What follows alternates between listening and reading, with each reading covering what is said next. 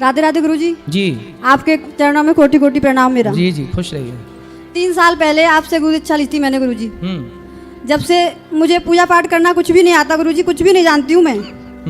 बस मैं आपके बताए हुए मार्ग पर चलती हूँ, बस भागवत सुनती हूँ। आप 3 साल बाद आज देख रही हूँ मैं आपको। आप जो कहते हैं भागवत में वही सुन के वही उसी रास्ते पे चलने की कोशिश करती हूँ मैं। तो पति को काहे कह रही हो कि संन्यास ले लो? गुरुजी मेरा मन ही ऐसा हो गया कि बिल्कुल सांसारिक चीजों से हटना चाहता है बिल्कुल। तो आप खुद कह रही हो कि पति संन्यास ले लें? इनका मन है संन्यास लेने का? मेरा मन है गुरुजी कि पति संन्यास ले लें? नहीं है मेरा। आपका मन संन्यास लेने का है? हाँ जी। पर सनातन में तो आपको संन्यास नहीं लेना चाहिए। गृहस्थ में रह के जब बच्चे हैं, परिवार है, तो जिम्मेदारियां पूरी करो। अब गुरुजी मैं तो कुछ नहीं जानती हूँ, बस हर शनिवार को माँ काली आती है मेरे अंदर, तो वो कह रही थी कि सन्यास की तरह रहना है। शादी के कितने साल हो गए? 15 साल हो गए गुरुजी। और बच्चे हैं? 3 बच्चे हैं।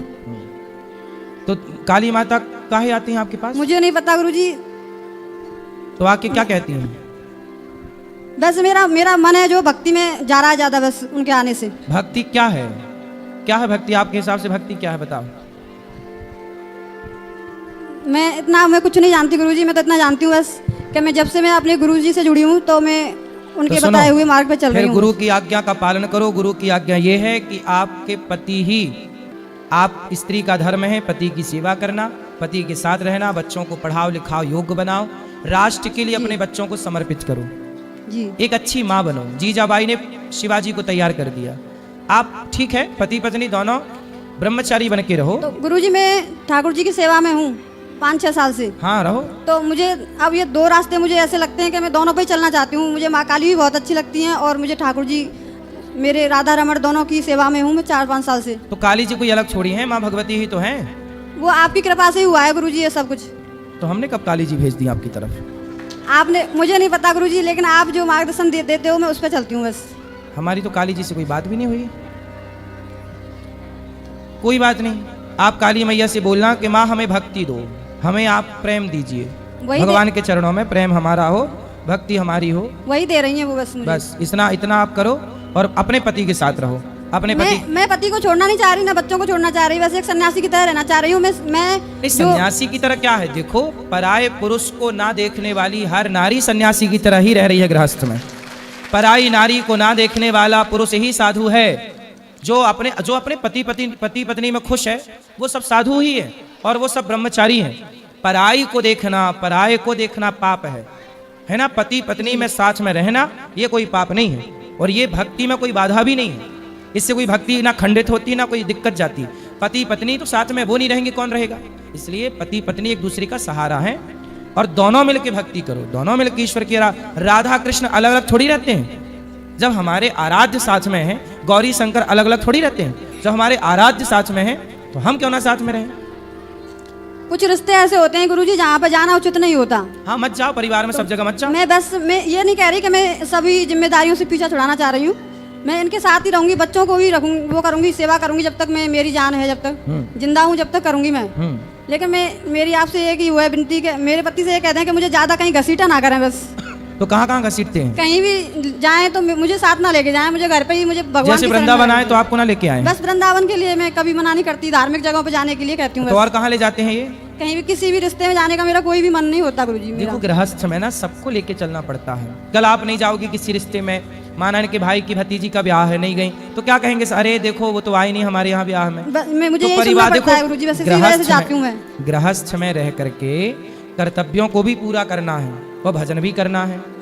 अभी आप थोड़ा और बच्चों का शादी ब्याह कर दो, निश्चिंत हो जाओ, फिर आपका कोई काम कहीं मत जाओ, केवल भगवान का चिंतन। समाज में है तो देखो, चलो आपका तो विचार बिल्कुल सही है, लेकिन इनको तो पुरुष है, सबको लेके चलना है। भाई कल हमारे भाई के घर में कोई फंक्शन होगा, हम नहीं जाएंगे, पत्नी नहीं जाएगी, तो भाई क्या सोचेगा? लो देखो, तो सबको तो लेके चलना है ना एक गृहस्थ आदमी को। गुरुजी मेरा मन तो सबकी तरह नहीं रहा ना। सबकी तरह नहीं रहा, लेकिन फिर भी व्यवहार में रख लो ना। व्यवहार, भक्ति का मतलब ये नहीं है कि आप अपनी जिम्मेदारियां छोड़ दें। तो मैं ठाकुर जी की सेवा में हूँ तो भक्ति आपको आकर्मण्य नहीं बनाती। मुझे उनको कहीं भी ले जाना ज्यादा उचित नहीं लगता, जगह जगह पे ले जाना, उनको घुमाना। भगवान को मत ले जाओ, आप जाया करो। घर पे कोई नहीं रहता तो मैं उनको कैसे छोड़ के जाऊँ? तो आप कितने दूर दूर है रिश्तेदार? बहुत दूर दूर रहते हैं, एक दिन में तो आ जा भी नहीं सकते। अच्छा, हाँ। तो आप बात कराओ पति से, इनकी समस्या ये है, अब आप बताओ। नहीं महाराज, मैं तो ऐसा तो कहीं हम जाते नहीं है, केवल भाइयों के पास में जाते हैं, कोई मतलब कोई शादी विवाह होता है कि सिस्टरों के यहाँ पर जाते हैं, और तो अन्य जगह कहीं हम जाते नहीं है महाराज।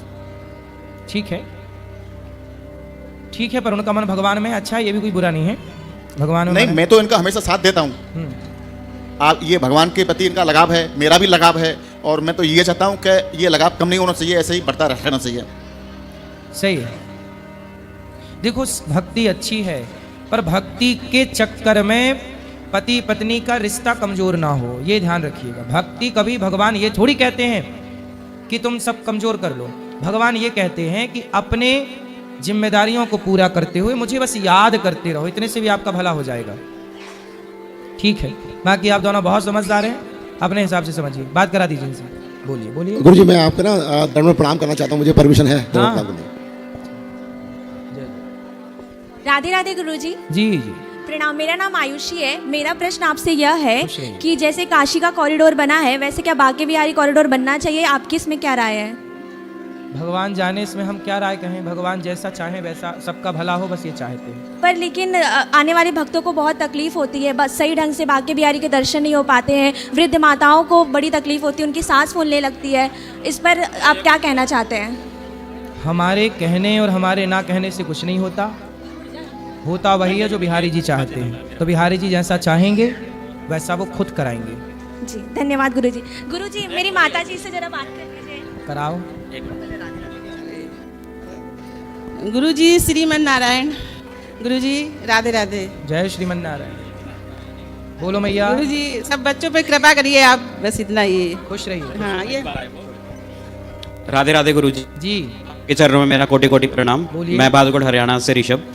गुरुजी, आज के दौर में जो युवा है वो शराब, नशा, गांजा, सिगरेट, ये सब चीज़ों की तरफ बहुत ज़्यादा आकर्षित है। और हम लोग, जैसे मैं चार्टर्ड अकाउंटेंट हूँ, तो हमारे प्रोफेशन में पार्टीज़ होती है नेटवर्क करने के लिए, अपना बिजनेस बढ़ाने के लिए, तो सब लोग ये चीज़ें करते हैं। और जो झूठ बोलते हैं उनका व्यापार बढ़ता है, क्योंकि वो झूठे वादे करते हैं, आपस में एक दूसरे को झूठ बोलते हैं। लेकिन जो सच बोलता है उसके लिए कोई आगे नहीं आता, वो सोचते हैं कि ये दोबारा ना मिले। क्योंकि जो पीने खाने वाले लोग हैं वो आपस में, उनको ये होता है कि डेली हम हर हफ्ते मिलें, हर हफ्ते बातचीत हो, हमारा आगे बोलचाल रहे। बट अब जो नहीं लेता या जो शराब नहीं पीता, वो लोग कैसे अपना उसको कवर करें, क्योंकि वो चाहते हैं कि सब उन्हीं की तरह हो। तो शराब ना पियो ना, आप अच्छे, आप नहीं पीते तो और अच्छा काम कर पाओगे। तो आप अपना काम करो, अपने पर क्लाइंट से वो लोग ये सोचते हैं ना अपने कि क्लाइंट के लिए अच्छा ईमानदारी से काम करो। गुरुजी, वो लोग ये सोचते हैं ना कि ये अगर नहीं पीते तो ये पागल हैं, ये लोग, इन लोगों को उनसे कुछ क्या knowledge करना। नहीं है। देखो ऐसा है, वो क्या कहते हैं ये बात बिल्कुल मत करो। लोग क्या कहते हैं, आप क्या कहते हैं मेरे बारे में, मुझे क्या करना ये जान के कि आप क्या सोचते हैं। आप मेरे बारे में जो सोचना है सोचिए, मैं तो अच्छा काम कर रहा हूं, अच्छा करता रहूंगा। लोग क्या सोचते हैं, लोग तो अपने चश्मे से देखते हैं ना दुनिया को। दुनिया के पास तो अपने अपने स्वार्थ का चश्मा है। जी गुरुजी। आपको देखेंगे कौन, सबको, आपको जितने लोग देखेंगे वो अपने अपने दृष्टिकोण से देखेंगे। इसलिए लोग हमें कैसे देख रहे हैं, हमें इसका क्या करना। हम अच्छा करते रहें, हम अच्छे रास्ते पर चलते रहें, हम आगे बढ़ते रहें, हम कामयाब होते रहें, बस लोगों का दृष्टिकोण बदलता रहेगा। लोगों के चक्कर में अपना वर्तमान ना बिगाड़ो, लोग क्या कहेंगे। गुरुजी, सोशल मीडिया पे और जितने भी प्लेटफॉर्म हैं, जैसे फेसबुक हो गया, इंस्टाग्राम हो गया, सब जगह पे दारूबाजी और सट्टेबाजी, इन सब चीज़ों के ऐड इतने ज़्यादा चलाए जाते हैं कि जिससे आज का युवा अपने आप ना चाहते हुए भी भ्रमित हो जाता है। अगर 10 वीडियो आ रही हैं तो उसमें से 8 वीडियोस इसी तरीके से तो आती है। क्यों, मैं आपके सामने बैठा हूं ना, मैं तो नहीं पीता शराब। बिल्कुल गुरुजी। मैं तो गलत रास्ते पर नहीं हूं। बिल्कुल गुरुजी। क्यों नहीं हूं, क्योंकि देखो, सोना पानी में डाल दो और लोहा पानी में डाल दो, 1 साल बाद दोनों को निकालो तो कौन मिलेगा कौन नहीं मिलेगा, आप बताओ। सोना मिलेगा गुरुजी, और लोहा लोहा गल जाएगा। गल जाएगा ना। जबकि दोनों ने संगति एक सी की पानी की, और एक गल गया और दूसरा जस का तस है। बिल्कुल है ना। अपने को सोना बनाओ। लोहा पानी से प्रभावित होता है, सोना प्रभावित नहीं होता। पानी लोहे को बिगाड़ सकता है, सोने का नहीं। अपने को गोल्ड बनाओ साहब, ताकि दुनिया का कुसंग आपका कुछ भी ना बिगाड़ सके। हम कितने भी कुसंग में रहेंगे पर कुसंग का प्रभाव हम पर नहीं पड़ेगा। हमारा प्रभाव कुसंग पर पड़ना चाहिए। बिल्कुल गुरु हम कुसंगियों को सही करें। सोने पर पानी का रत्ती भर प्रभाव नहीं पड़ा, कुसंग का आप पर प्रभाव ना पड़े। अपने को स्ट्रांग करो, मजबूत करो। बिल्कुल गुरुजी, मेरी एकेडमी है। चंदन विष व्यापे नहीं, लिपटे रहत भुजंग। चंदन के पेड़ में सांप लिपटे रहते हैं। बोलो हाँ, चंदन ठंडा होता है ना, बिल्कुल। सांप जाता है, लिपट जाता है। जहां चंदन का पेड़ होगा वहां सांप जरूर होंगे, लेकिन सांपों में जहर है। लेकिन चंदन में इतना सांप लिपटा है, पर चंदन में सांप का प्रभाव नहीं पड़ा, उसके जहर का प्रभाव। हाँ, कुसंग लिपटा है चंदन से, लेकिन चंदन पर उस कुसंग का, उस जहर का प्रभाव नहीं पड़ता। आपसे कुसंगी लिपट भी जाए तो कुसंगी का प्रभाव आप पर नहीं पड़ना चाहिए। ये आपकी मजबूती हो, तैयारी हो। और गुरुजी जैसे इसलिए कुसंग से घबराओ मत, अपने को मजबूत करो। हमारे सभी साधु संत कहते हैं कि हमें मोह माया त्याग देनी चाहिए, लेकिन प्रभु जी हर चीज़, जिस भी चीज़ में आप जाते हो, आपको किसी की भी सेवा करनी है या कुछ भी चाहिए, तो सब चीज़ों के लिए माया की ज़रूरत पड़ती है। माया के बिना कुछ नहीं हो सकता। मतलब पैसा हर चीज़ में लगता है। देखो, अगर हम किसी को भी भोजन करवाना चाहते हैं या किसी को, परिवार को, किसी को घर दिलवाना चाहते हैं, किसी की भी सेवा करना चाहते हैं, तो हर चीज़ के लिए माया चाहिए होती है। पर लेकिन हम दूसरी तरफ ये बोलते हैं कि हमें मोह माया को त्याग देना चाहिए। बिल्कुल, आप लोगों ने माया का सही अर्थ समझा ही नहीं। आप लोगों ने माया का अर्थ केवल पैसा समझा है ना, इसलिए आप लोग कंफ्यूज हो गए। देखो, पैसा कमाना चाहिए। और देखो, गौरी गोपाल में 30,000 लोग भोजन करते हैं, तो भोजन 30,000 लोगों को रोज पर डे मिल रहा है, तो पैसा तो चाहिए ना साहब। दाल रोटी तो पैसे में आती है, बिल्कुल। नमक भी पैसा में आता है। तो हम तो खुद कमाते हैं पैसा, और कमा कमा के सेवा कर रहे हैं। अब ये बताओ, माया, संत लोग कहते हैं माया से बचो।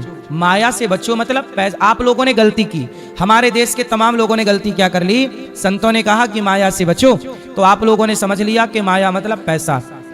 संतों की भाषा में, शास्त्रों की भाषा में पैसे को माया, केवल पैसे को माया नहीं कहा जाता। आपका बेटा है? नहीं प्रभु जी, अभी शादी नहीं हुई मेरी। सुनो, बेटा भी माया है, पत्नी भी माया है, पति भी माया है। ये आपका हाथ है, ये आपका हाथ भी माया है, शरीर भी माया है, ये संसार भी माया है। इस सृष्टि में जो दिख रहा है सब कुछ माया है। संत लोग कहते हैं माया छोड़ो। माया छोड़ो का मतलब ये नहीं कि पैसा कमाना छोड़ो। माया का मतलब ये है कि जैसे कीचड़ में कमल रहता है, पर कीचड़ और पानी की एक बूंद कमल अपने में रहने नहीं देता, गिरा देता है। ऐसे जगत में रहो, पर जगत को अपना नहीं, जगन्नाथ को अपना मानते रहो, भगवान के बन के रहो। माया से बचो मतलब संसार के लोगों से बचो। आप किसी लड़की के चक्कर में हो? नहीं हो। जो लड़के लोग लड़कियों के चक्कर में हैं, वो भी तो माया में फंस गए। वो लड़की भी तो माया है। बिल्कुल गुरुजी, उसकी सेटिंग माया है कि नहीं? बिल्कुल। बोलो हाँ। हाँ प्रभु जी, लेकिन बिल्कुल। आप लोगों ने संतों की बात पूरी समझी नहीं। संत कहते हैं बेटा माया से बचो। माया मतलब पराई औरत भी तो माया है। रावण माया में उलझ गया पराई औरत के चक्कर में। इसलिए आप लोगों ने गलती क्या की? माया का मतलब केवल रुपया समझ लिया। संसार में जो दिखता है सब कुछ माया है। जो अच्छा, माया किसे कहते हैं? माया की परिभाषा दो जरा। प्रभु जी, सांसारिक सुख जितने भी हैं, जिसको ना सुनो, इसलिए कहते हैं आपके अभी बहुत दूर हो आप इन अर्थों के, इसलिए खूब सत्संग करो। अभी आप बहुत दूर हो। सुनो, माया किसे कहते हैं? जो है नहीं, बोलो जो है नहीं पर दिखाई पड़े, वो माया है। बताओ वो क्या है जो है नहीं पर दिखती है या दिखता है? बताओ वो क्या है? मोह, प्रेम। अभी सुनो, जो है नहीं पर दिखता। जैसे आप सड़क पे जाते हो ना, गाड़ी चलाते हो गर्मियों में, तो सड़क में आगे ऐसा लगता है जैसे पानी भरा हो, लगता है, पर पानी होता नहीं है नहीं पर दिखता है। यही माया है, जो है नहीं। जैसे बेटा, कोई कहता है ये मेरा बेटा है, पूछो कि तेरा बेटा है? उसका बेटा है नहीं, है भगवान का। आपकी आंख, कान, हाथ, पांव, नाक किसने लगाई? सब भगवान ने लगाई। फिर लेकिन माँ बाप क्या दावा ठोकते हैं? मेरा बेटा है। अरे भाई, वो भगवान का, मेरा है नहीं पर मेरा सा लगता है, यही तो माया है। इस बात को ना जान के संत लोग समझाते हैं भाई माया से दूर। तो लोग माया का अर्थ केवल रुपया समझते हैं, इससे ज्यादा उनकी अक्ल ही नहीं है। इसलिए संतों की बात समझने के लिए लंबा सत्संग चाहिए। खूब सत्संग करो, बहुत समय, तब कुछ समझ में आएगा। ऐसे थोड़ी कि एक लाइन सुन के समझ जाओगे। जी प्रभु जी, एक बार मेरी माता जी एक प्रश्न पूछना चाहती। राधे राधे गुरुजी। जी गुरुजी, मैं ये पूछना चाहती हूँ कि जैसे समय के चावल जो होते हैं, तो वो हम जैसे शिवरात्रि का व्रत करते हैं, नवरात्रि के व्रत करते हैं, तो उसमें तो हम खा लेते हैं। लेकिन एकादशी के व्रत में ये कहा जाता है कि समा के चावल नहीं खा सकते, तो वो चावल होते हैं, मतलब उन्हें क्यों नहीं खाया जा सकता? चावल ना खाओ ना, खा नहीं। एकादशी में भी बात खाने की ही करनी है मैया को। समा मतलब सामक ये जो होते हैं, फल समा खा के लो चावल- ना, सेब खा लो, केला खा लो, और नाना प्रकार के फल हैं, बादाम किसमिस छुआरा काहे नहीं खा रही हो मेरी माँ? तुम नहीं। काहे समा के पीछे पड़ गए? वो ये प्रश्न था ना कि वो चावल चावल है या मतलब है, चावल तो चावल है। अच्छा, हाँ। तो यही मेरा प्रश्न था। राधे राधे। राधे राधे गुरु जी, मैं राहुल दुबे मुंबई से आया हूँ और मेरा ये प्रश्न है कि मनुष्य के जीवन में उसका उपदेश क्या है? मतलब जो जीवन मिला है हमें, इस जीवन का उपदेश क्या है? जैसे हर वक्त आदमी जैसे बाल अवस्था में होता है तो वो अपने मन मस्ती में होता है, फिर बड़ा होता है तो फिर कॉलेज लाइफ में बिजी होता है, उसके बाद में फिर उसकी वापस लाइफ हो जाती है, गृहस्थ हो जाती है, फिर वापस से वो अपने बिजनेस लाइफ में बिजी हो जाता है। तो एक्चुअल इस जीवन का उपदेश क्या है? इस जीवन का उद्देश्य है आप समझदार होना, पढ़ लेते हो ना, कपड़े पहन लेते हो ना, पर आपके ही अपने इस देश में ऐसे लोग हैं जो लंगड़े हैं, बहरे हैं, अंधे हैं। तो भगवान कहते हैं कि जब बच्चा कपड़ा नहीं पहन पाता ना तो उसकी माँ पहनाती है। जब आप कपड़ा नहीं पहन पाते ना तो आपकी माँ आपको राजा बाबू बना के रखती थी। आपके पास पैसे नहीं थे तो बाप आपका कमा कमा के आपको पढ़ाता लिखाता। तो जब आपके पास नहीं था तो आपकी हेल्प आपके माँ बाप ने की। अब आपको भगवान ने बड़ा कर दिया, समझदार बना दिया, तो भगवान आपसे ये कहते हैं कि अब जो बेचारे भूखे प्यासे हैं तुम उनकी हेल्प करो, तुम लोगों की हेल्प करो। तो इस जीवन का उद्देश्य है समाज की सेवा। हम किसी के काम आए, जैसे आपकी माँ आपके काम आई, अब आप भी किसी के काम आगे आओ। यही है अच्छाई, अच्छाई बांटते चलो। हमने जो पाया है माँ बाप से वो हम बांटें। हम कमा सकते हैं ना। देखो आज गौरी गोपाल आश्रम में 300 माताएं रहती हैं, वो माएँ जिनके बच्चे घर से निकाल देते हैं। एक बेटा वो है जो अपनी माँ को घर से निकाल रहा है और यहाँ आती है ना, ये दास अनिरुद्ध माँ की सेवा करता है। मैं खुशी खुशी करता हूँ। क्यों? क्योंकि मुझे लगता है कि भगवान ने मुझे इस शरीर में ये हिम्मत दी है। मैं कमा सकता हूँ तो क्यों ना मैं अपनी माँ को कमा के तो सब खवा सकते हैं, पर औरों की माँओं को कमा कमा के खवाना ये समाज की सेवा नहीं तो क्या? शायद भगवान ने मुझे इसी काम के लिए भेजा है। तो मैं समाज के काम मुझे खुशी है इस बात की कि मैं किसी के काम आता हूँ, इसलिए आप भी किसी के काम आइएगा। जरूर महाराज। और ये एक प्रश्न है कि जैसे कि मेरे पिताजी की आकस्मिक मतलब एक्सीडेंटल एक मृत्यु हुई थी 2011 में, उसके बाद में हमने पिशाच मोचन घाट पे और बाकी सभी स्थान पर उनके पिंडदान किए थे। तो अब आखिरी में मतलब वो प्रभु को ही प्राप्त हो चुके हैं और वो कोई योनियों में नहीं फंसे हैं। इसकी जानकारी हमें कैसे प्राप्त होगी? देखो जीव नित्य के ही लगी तुम रूबा, जीव नित्य है। आपके पिताजी यहां से गए और वहां जाने के बाद उनका हिसाब किताब हुआ, क्या पाप क्या पुण्य लेकर आए हो, उसके अकॉर्डिंग उसके हिसाब से उनका यदि पुण्य है समर्पण किया तो मोक्ष पा गए होंगे, मोक्ष पा लिया तो फिर जन्म मृत्यु से बच गए। यदि उनका कोई कर्म बाकी था, कर्म करके गए हैं, पाप पुण्य का गठरा बांध के गए हैं, तो उन्हें भोगने के लिए फिर आना पड़ेगा कहीं ना कहीं। और वो व्यक्ति अपना इसलिए कहते हैं मोक्ष पाओ, आत्मसमर्पण कर दो। बिना समर्पण के सदगति नहीं होती। पिंडदान से क्या होता है कि वह उस योनि से मुक्त हो जाएंगे। यदि वहां कष्ट है तो किसी जैसे कोई गधा बना, कोई कुत्ता बना, कोई बिल्ली बना, कोई इंसान बना, कोई कुछ बना और वहां कष्ट पा रहा तो वहां से उसको मुक्ति मिल जाएगी। लेकिन मोक्ष के लिए साधन धाम मोक्ष कर द्वारा ये मानव का शरीर मिला है। आप खुद अपना मोक्ष करके मरिएगा। बिल्कुल महाराज। आप स्वयं अपना कल्याण करके चलिएगा। सबके लिए बोल रहा हूं कि किसी बेटे के भरोसे ना बैठिए कि बेटा पिंडदान करे तो मेरा मोक्ष हो। मैं अपने मोक्ष का सारा साधन खुद करूं, आत्मसमर्पण करके मरूं ईश्वर। बाकी जो आप कर रहे हैं अपने पिता के लिए, उससे उनके कर्मों के हिसाब से जो उन्हें मिलना है वो मिल रहा होगा। आप अच्छा करते रहिए। यदि आपका कल्याण हो गया तो आपके पुण्य से उनकी सदगति हो जाएगी। और महाराज आप भागवतम करते हैं? हाँ भागवत करते हैं। मेरी माता जी आपको ढेरों सुबह से लेकर शाम तक आपके सभी बातों को, सभी प्रवचनों को सुनती हैं और उनकी जीवन की सबसे तीव्र इच्छा है कि उनका भागवतम हो तो उसमें आप रहें। और उनकी बहुत ही तीव्र आप मैया को ले आना, यहीं उनको भागवत सुनवा देंगे। बिल्कुल। और साथ ही साथ उनकी बहुत ही तीव्र इच्छा है कि वो आपसे मिलें और आपके चरणों में दंडवत करें। और साथ ही साथ मैं भी आपके चरणों में दंडवत करता हूँ। आज बहुत ही अच्छा लगा आपसे मिलकर यहाँ पर। हमने कभी सोचा नहीं था, आज हम पूरे वृंदावन गए, हर जगह गए और आज यहाँ पर आए और हमें पता ही नहीं था कि आप होंगे या नहीं होंगे मन में, लेकिन एक भाव था। आपने यहाँ की सेवाएं देखी, माताओं का दर्शन किया? मैं सीधा नीचे आया हूँ और अब सीधा माताओं के पास ही जाने की इच्छा है। माताओं का दर्शन आप लोग करिएगा, अखंड रसोई का दर्शन करिएगा और आप सब देखिएगा कि हम जो टीवी पे बता रहे हैं वो सही है कि गलत है। और आप भी यदि सेवा करने योग्य हैं तो आप भी इन सेवाओं से अपने आप को जोड़िएगा। और मैंने एक मंदिर है राजस्थान में, श्री जालवाला नाथ मंदिर, जो महाराणा प्रताप के समय से है। और आज वहाँ पे जो पंडित जी, जो पुजारी जी हैं, उन्हें हमने अपना गुरु जी माना है।